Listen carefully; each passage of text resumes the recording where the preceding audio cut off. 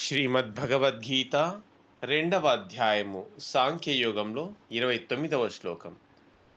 ఆశ్చర్యవత్ పశ్యతి కర్చిదేనం ఆశ్చర్యవద్వదతి తథైవ చాన్యః ఆశ్చర్యవచ్చైనమన్యః శృణోతి శ్రుత్వాప్యేనం వేదన చైవ కచ్చిత్.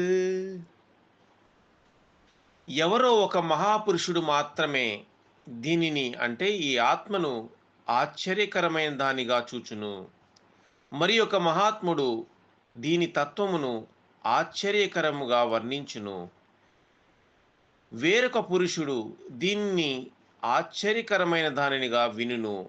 ఆ విన్నవారిలో కూడా కొందరు ఈ ఆత్మ గురించి ఏమీ ఎరుగరు అంటున్నాడు పరమాత్మ.